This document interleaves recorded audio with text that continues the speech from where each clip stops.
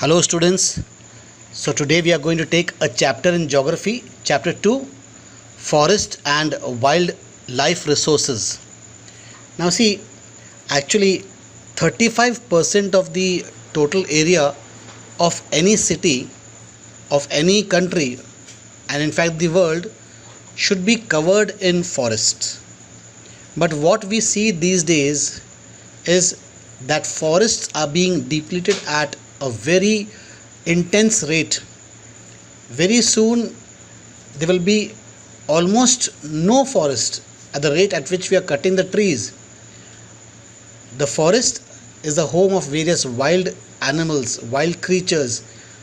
So we are not the only persons or living things living on this planet. We share this planet with millions of other living beings, starting from microorganisms and bacteria, lichens to banyan trees, elephants and blue whales. This entire biodiversity, in fact, the entire habitat that we live in, has an immense biodiversity.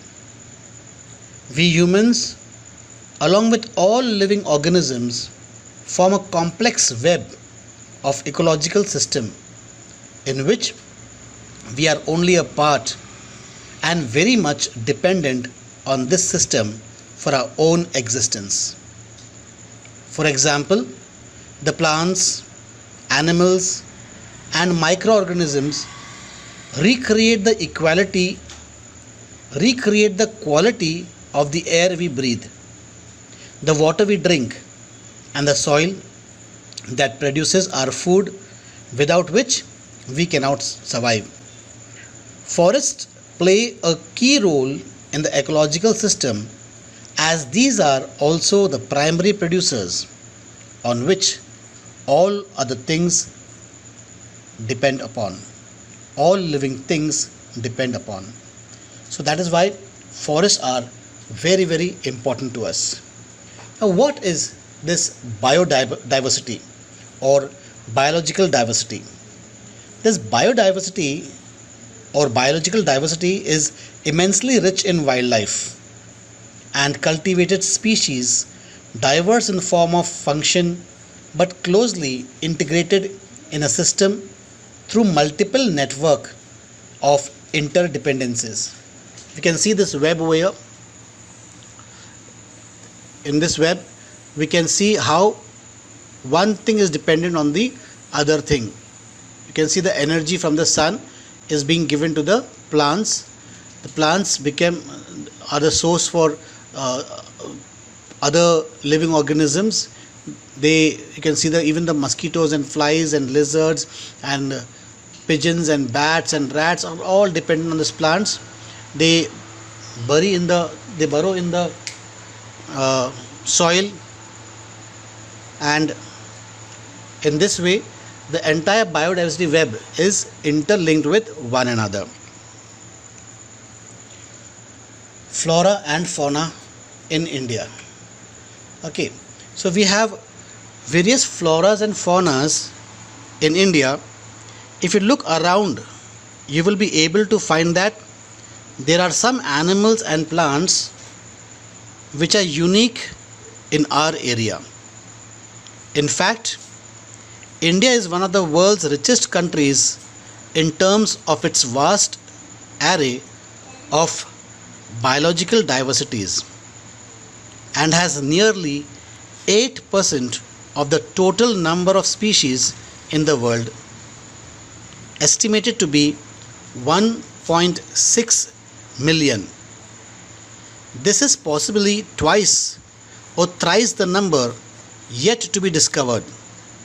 We have already studied in detail about the extent and variety of forest and wildlife resources in India. You may have realized the importance of these resources in our daily life. These diverse flora and fauna are so well integrated in our daily lives that we take these for granted. But lately, they are under great stress, mainly due to the insensitivity to our environment. So, what are the floras and what are faunas? Floras are all the plant species, and fauna are all the animal species.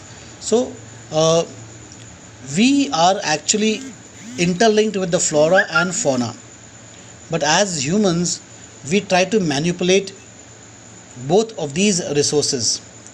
We try to manipulate the flora for our own benefits and the fauna for our own luxuries and tastes. So, this flora and fauna, at once we thought that these are non ending resources. The flora and the fauna will always exist. Of course, they will. But if man interferes at the rate at which we are interfering, soon we will put the environment into tremendous, very tremendous pressure. So, do you know that over 81,000 species of fauna and 47,000 species of flora are found in this country? That is, so far, more can be discovered. Of the estimated 47,000 plant species, about 15,000 flowering species are endemic. Means it is indigenous only to India. It is found only in our country. So, if you have some time, if you are allowed to go out close by to your areas, try to find out which of the trees are the Indian species and which are actually not Indian species have been planted over here. Some estimates suggest that at least 10% of India's recorded wild flora and 20% of its mammals are on the threatened list. Many of these would now be categorized as critical, that is, on the verge of extinction, like the cheetah, pink-headed duck, mountain quail, forest spotted owlet, and plants like Maducha insignis, a wild variety of mahua, and Hobardia heptarenon, a species of grass. In fact, no one can say how many species may have already been lost. Today, we only talk of the larger and more visible animals and plants that have become extinct. But what about smaller animals like insects and plants? So it is said that at every hour or every day, there are a few species of insects that are being extinct. There are few small butterflies, grasshoppers, types of ants, spiders.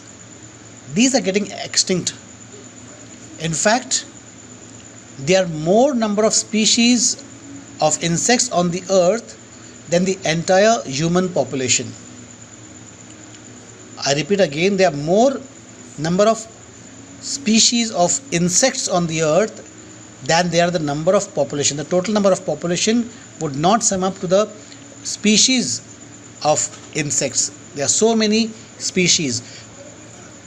We can say that the earth belongs to insects, not to humans. But because of our exploitation of nature, the rate at which the climate is becoming warm, every day some or the other species of insects, some of the other species of plants are getting extinct. Do you know that among the larger animals in India, 79 species of mammals, 44 of birds, 15 of reptiles, and 3 of amphibians are threatened? Nearly 1,500 plant species are considered endangered. Flowering plants and vertebrate animals have recently become extinct, and at a rate estimated to be 50 to 100 times the average speed, the average expected natural rate.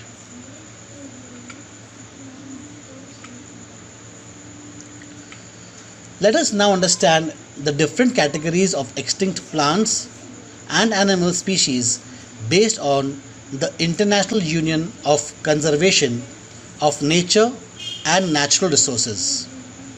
We can classify them as follows. The normal species. Species whose population levels are considered to be normal for their survival, such as cattle, sal, pine, rodents, etc., come under the normal species. So the species which we can see every day, these species are called to be the normal species. We can see the neem tree, it's a normal species. We can see the mango tree, it's a normal species. We can see the goats, the dogs, the cats. All these are normal species because they are present in quite a good number. So they don't come under any of the other lists, such as the endangered list, the vulnerable species list, the rare species list, or the endemic species or extinct species list. Okay, so these are called as the normal species. Now the next category in which we can classify the plants and animals are the endangered species. These are species which are in danger of extinction. Now what is extinction? Extinction means to get extinct means to get finished, to be wiped out from the face of the earth, khatam ho jana. The survival of such species is difficult if the negative factors that have led to a decline in their population continue to operate. The example of such species are the black buck, the crocodile, Indian wild ass, Indian rhino, lion, tailed macaque, okay, Sanghai or the brown antler in Manipur, etc. So these are the endangered species.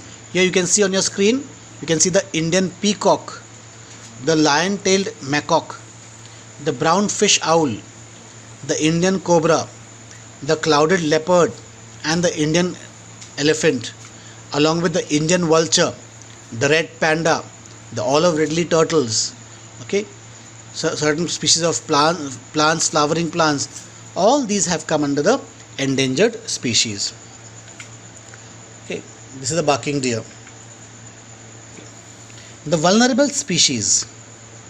These are species whose population have declined to levels from where it is likely to move into the endangered species. Okay, vulnerable means there is a possibility that these species, if the population do not grow, they might shift to the endangered species list. These are species whose population have declined to levels from where it is likely to move into the endangered category in the near future if the negative factors continue to operate. The examples of such species are the blue sheep. Now where do you find the blue sheep? The blue sheep is found in the Himalayas. It is said a blue sheep, but you see it does not look blue, it looks grey. How well it is camouflaging itself with the rock beside it. So because these are very widely hunted species, the hunters, the poachers, they kill this sheep for its good quality of wool and also for its nice and tender flesh.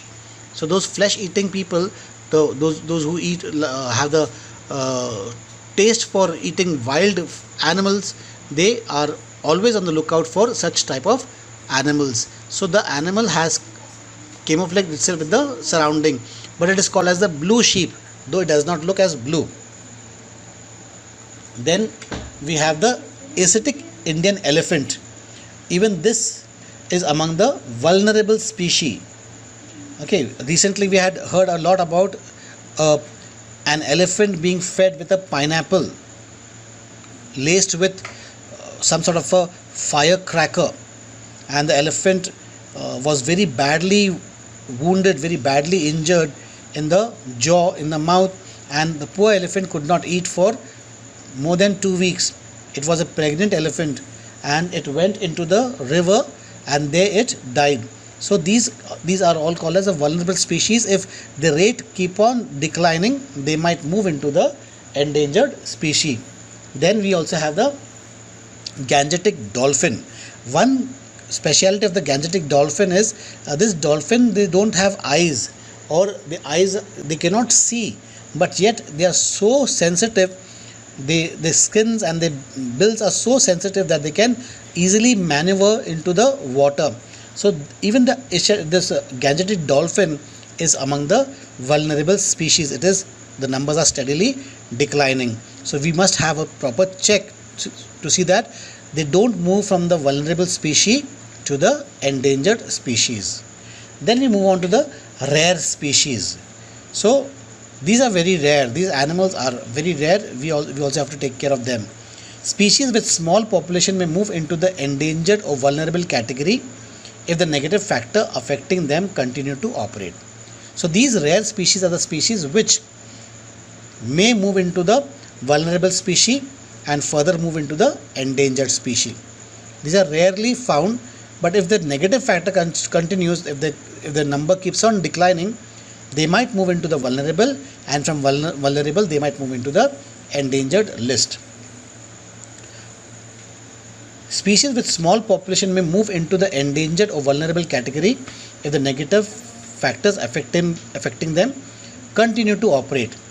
The example of such species are the Himalayan brown bear, wild Asiatic buffalo, desert fox, and hornbill. So these are all the species which come into the rare species, the category of rare species: the Himalayan bear, the wild Asiatic buffalo, the desert fox, and the hornbill. There are few more species which can be brought into this category of the rare species. Then we have the endemic species.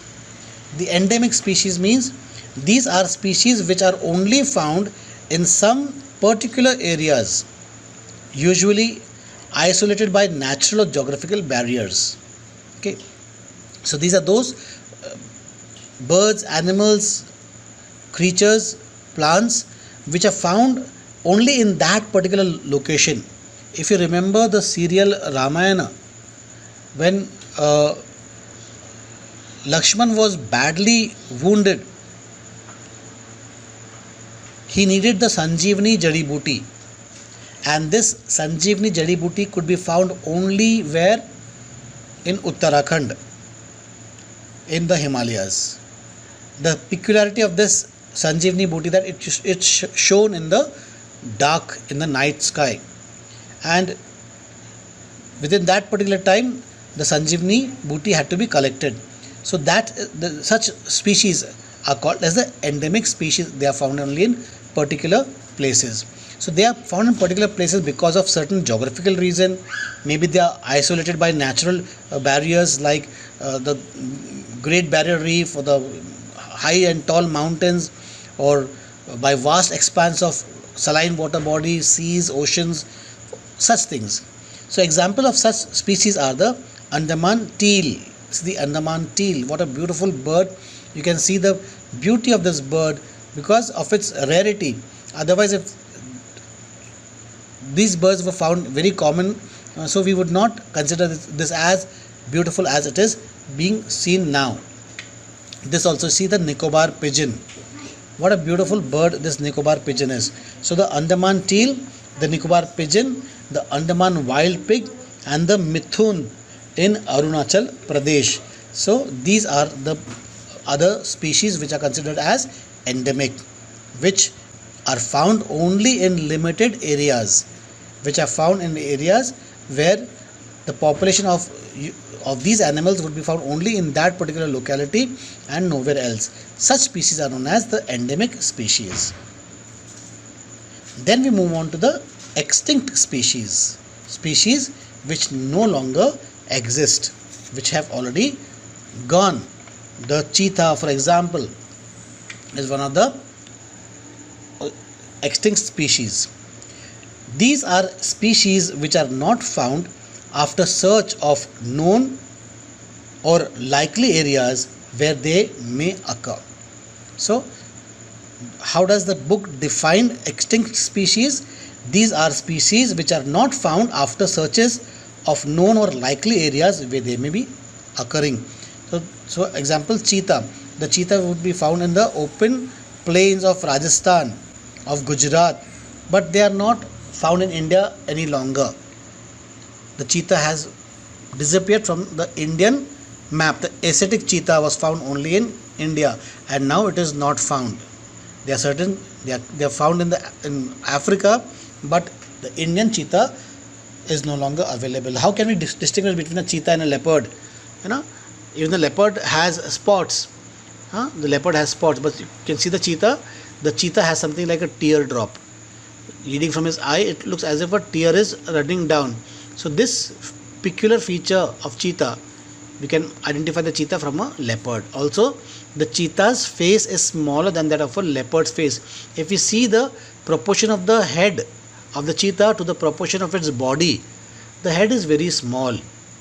The cheetah is the fastest animal on land. It can run to a speed of 90 miles per hour. Such a high speed. Okay, so it requires an open area for hunting. Since it's open area for hunting, since after the invention of the jeep, when the jeep was introduced, the hunters took pleasure in hunting cheetah, because the jeep could attain more speed than the cheetah. So, and the cheetah can run only for a few kilometers, and then it gets tired, it gets exhausted, and it sits down. So it is very easy to be hunted. So cheetah, the Asian cheetah, is an extinct species. These are species which are not found after several searches of known or likely areas where they may occur. A species may be extinct from a local area, region, country, continent, or the entire earth. Example of such species are the Asiatic cheetah and the pink-head duck. This is the pink-head duck. Here you can see the pink head. So these are the extinct species. They are no longer found in the place they should be found. Asiatic cheetah, where did they go? The world's fastest land mammal, the cheetah, is a unique and specialized member of the cat family and can move at the speed of 112 km per hour. The cheetah is often mistaken for a leopard. Its distinguishing marks are the long teardrop-shaped lines on each side of the nose from the corner of its eyes to its mouth. Prior to the 20th century, cheetahs were widely distributed throughout Africa and Asia. Today, the Asian cheetah is nearly extinct due to a decline of available habitat and prey. The species was declared extinct in India long back in 1952. So, why did the Asiatic cheetah disappear from India? Because we don't have the habitat for it. The vast plains that once was full, the Indian continent, the Indian subcontinent has various landforms, has various features, and these plains are the best place for people to cultivate their crops. When cultivation of crops comes up the settlements, and because of which the cheetah has lost its habitat. So it is no longer found in India. What are the negative factors that causes such fearful depletion of the flora and fauna? If you look around, you will be able to find out how we have transformed nature into resource obtaining directly and indirectly from the forest and wildlife. Wood, barks, leaves, rubber, medicines, dyes, food, fuel, fodder, manure, etc.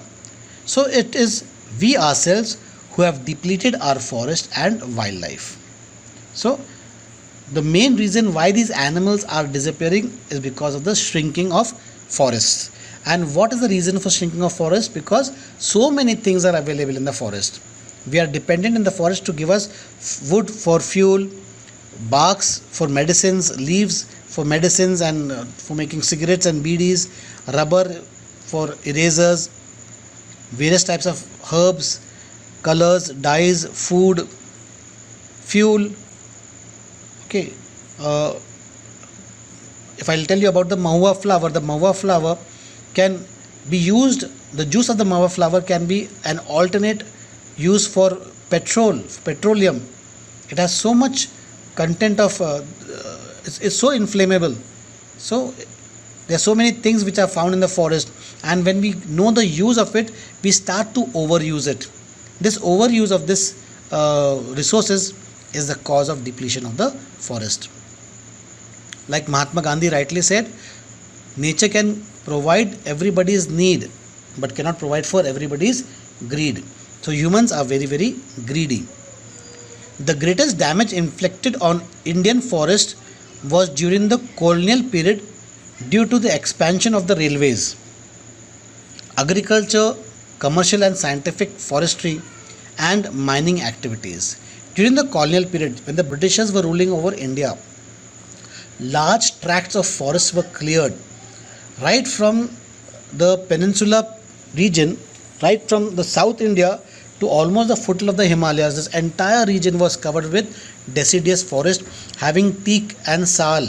So this teak and sal, the wood of teak and sal was used as the railway sleepers for carriages and for various purposes. So these forests were cleared. Then they wanted to, there were certain people who were nomadic in nature, and it was very difficult for the Britishers to control a moving crowd. So they settled them into villages and made them into farmers. So to make them into farmers, they had to have land should be available. So land was cleared for farming, and then they began to expand the railways and then for commercial purposes, and they introduced some scientific forestry. Now scientific forestry means, according to them, they felt that this technique was very good. They were trying to grow a particular species of trees in one area so that the wood would be available easily. For example, the teak wood. So they grew teak in acres and acres of land. So actually this is not the way the Indian forests were.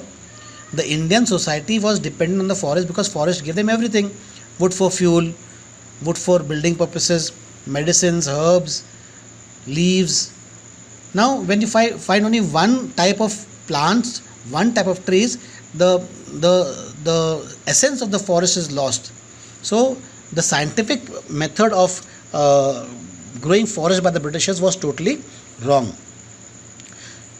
Even after independence, agricultural expansion continues to be one of the major causes of depletion of forest. Even after so many years of independence, still we are cutting down the forest.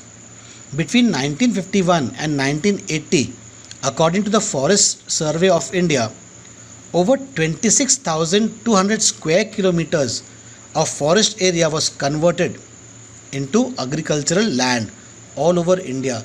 Because of the growing population, these forests were cut either for various reasons such as building purposes or for large scale projects, for industries, for various reasons, for buildings, for converting it into towns and cities. For various purposes the trees were being felled. Substantial part of the tribal belts, especially in the northeastern and central India, have been deforested or degraded by shifting cultivation, that is jhum, a type of slash and burn agriculture. So again, in the northeast regions, these people are in the habit that they are tribal people and they have a peculiar way of forest. They cut the trees, and whatever these barks are remaining, the stumps are remaining, these stumps are put to fire. So this is slashing and these are burning. So therefore it's called a slash and burn method, jhum or shifting agriculture. So this is again one of the many reasons why forests are being cleared and why the forests are disappearing from the face of India. So are the colonial forest policies to be blamed? Should we blame the forest policy of the Britishers, or we are still following what the Britishers have left behind, the same method of cutting the forest? Some of our environmental activities say that the promotion of a few favored species in many parts of India has been carried through the ironically termed enrichment plantation. enrichment plantation. So it's an ironic. You are in fact you are not enriching the plantation, but you are only enriching a particular species of plants in which a single commercially valuable species was extensively planted and other species eliminated. So this was very, very wrong. For instance, teak monoculture has damaged the natural forest in South India, and pine plantations in the Himalayan have replaced the Himalayan oak and rhododendron forests. So large scale development projects have also contributed significantly to the loss of forest. Since 1951, over 50,000 square kilometers of forest was cleared for river valley projects. Clearing of forest is still continuing with projects like the Narmada Sagar project in Madhya Pradesh, which would inundate 40,000 hectares of forest. So even after the Britishers left India, we are still damaging the forest. The Narmada project, the river Narmada, a huge dam is being built across this river Narmada. If the dam is being built, what will happen? The adjoining areas will be submerged in water. पूरा डूब जाएगा, तो जंगल का जंगल उसमें डूब जाएगा. Mining is another important factor behind deforestation. The Baksa Tiger Reserve in West Bengal is seriously threatened by the ongoing dolomite mining. It has disturbed the natural habitat of many species and blocked the migration route of several others, including the great Indian elephant. Okay, so the various projects that we include today, while I was passing through this area of the Gorewada forest, a cement road is being built and a barricade is placed in between that island, between two roads. There's a particular island that has been created, and I saw a cow eagerly looking towards the forest area but unable to cross it. There's plenty of grass on the other side of the road and the cow could not go. The cow cannot jump, so it could not go. So in the same way, there are other animals. When a barricade is built, when certain things are built, so the animals are unable to migrate from one place to the other place, which they were using since many years. The animals too pass on their knowledge from one generation to the other generation. So now when the things are changing, they find it difficult to reach the other side of the forest. Many foresters and environmentalists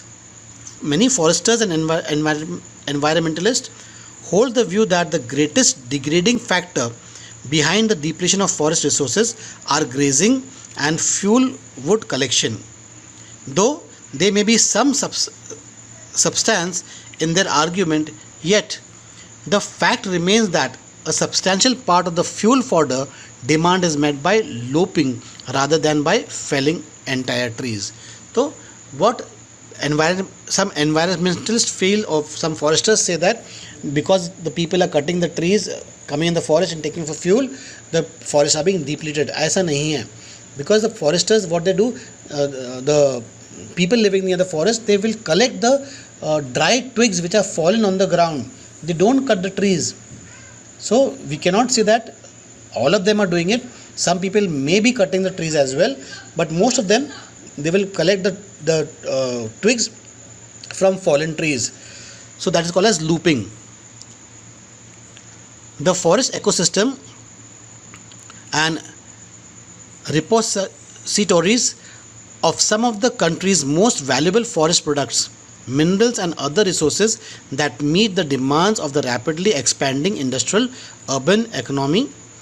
These protected areas thus mean different things to different people, and therein lies the fertile ground of conflict. So accordingly, some foresters feel that the tribal people, the people living nearby, are the ones who are damaging the forest. But for the people who are living nearby, they say that these forests belong to them since they have lived here since generations and generations. They collect different things from the forest, like they sell minor forest produces, whatever they get in the forest, they sell in the market.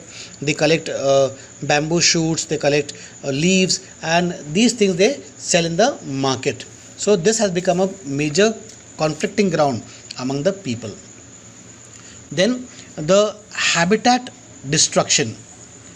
Okay, when the forest is destroyed, the habitat also are destroyed.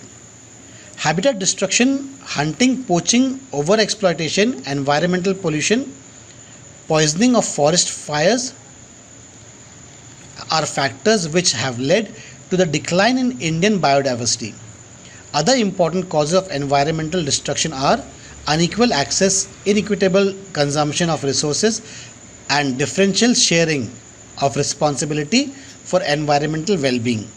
Overpopulation in third world countries is often cited as the cause of environmental degradation. So the blame is shifted to the third grade country like India and China. China is soon emerging as the first great country.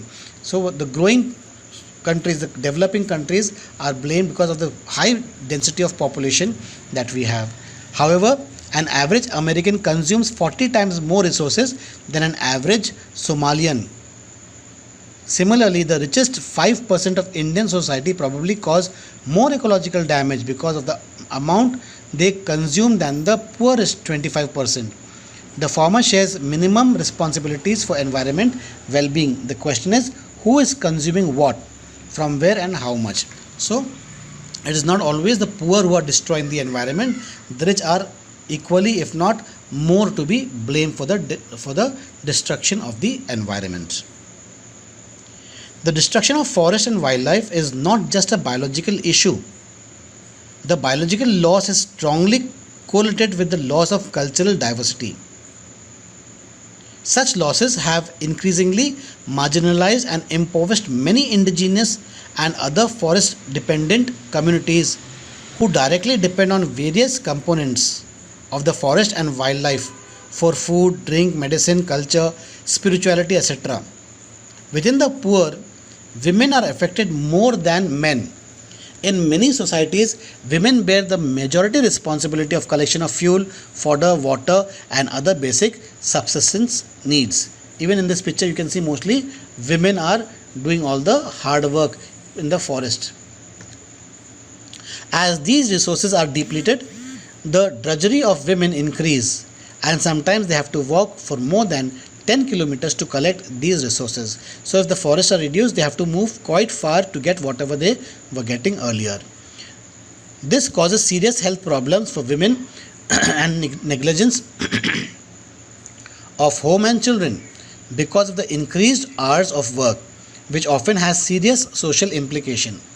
The indirect impact of degradation, such as severe drought or deforestation, induced floods, etc., also hits the poor the hardest.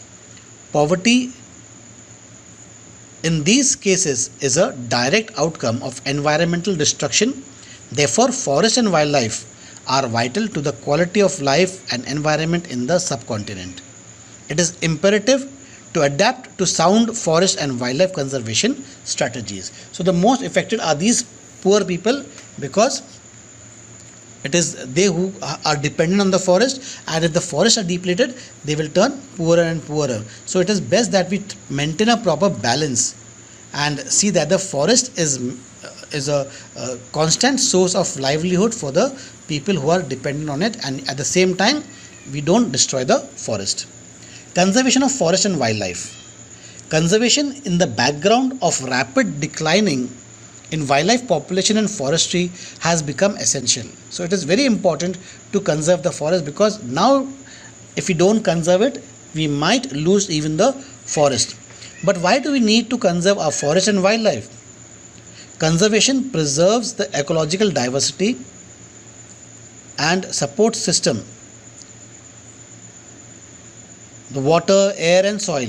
It also preserves the genetic diversity of plants and animals for better growth of species and breeding. For example, in agriculture, we are still dependent on traditional crops, varieties. Fisheries too are heavily dependent on the maintenance of the aquatic biodiversity. So in 1960s and 70s, conservationists demanded a national wildlife protection program. The Wildlife Protection Act was implemented in 1972 with various provisions for protecting habitat, all India list of protected species, was also published. So in this way, so people thought that it is best that we protect our forest. So what was planned in 1970s, in the 1972, that we start certain WWE, World WWF, I'm sorry, WWF, World Wildlife Federations for protecting the wildlife. So there's certain things like the Project Tiger. In the Project Tiger, see, tiger is one of the key wildlife species in the fauna web. अगर शेर रहेंगे तो जंगल में कोई जाने को सोचता नहीं है, डरते हैं, तो शेर क्या करता है, जंगल की रक्षा करता है. The tiger protects the wildlife. So protecting the tiger was very, very essential. The Project Tiger, one of the well publicized wildlife campaign in the world, was launched in 1973. Initially it showed success as the tiger population went up to 4002 in 1985 and 4334 in 1989. But in 1993 the population of the tiger had again dropped to 3600. So in this way there are various tiger reserves in India, like the Kaziranga, the Corbett National Park in Uttarakhand, Sundarbans National Park in West Bengal, Bandargarh Tiger Reserves in Madhya Pradesh, the Sariska Wildlife Sanctuary again in Rajasthan. There are many such tiger reserves which we find in India, which is mainly aimed at protecting the tiger. Then the people of India, they believe that the groves, certain groves are very, very sacred to the Indians. So there are certain sacred groves where the trees are worshipped and people worship the trees. For example, the sacred groves are there are rare species in this jungle, like the tree which we in the Santal. Certain societies revere a particular tree which they have preserved from time immemorial. For many, many years the tree is preserved. They think that the tree is a holy tree and they worship this particular tree. For example, there's a species of the banyan tree. When we see people tying a thread around on a particular day, then the peepal tree is also a very pious holy tree for many people. So there are certain trees which become very pious, so we call them as the sacred grove. And to protect this, there were certain andolans like the Chipko Andolan. Of course, it's Gharial we are talking. The Gharial, which is again a species on the brink of extinction. Then we have the Chipko Andolan, where the people, the women folk, they try to prevent the Raja's sepoys from cutting the trees, and this became a national movement and a worldwide movement known as the Chipko Andolan. Then we have the Beej Bachao Andolan, where various varieties of seeds are preserved for the future, so that these species of trees, they don't deplete. It can be easily available to all of us. Whenever we require, we can always plant trees of these beej, of these seeds. And then this is the end of the chapter. I hope that the chapter is clear to you all. I'll be putting up some questions. And hope that you will answer them and upload them by the evening.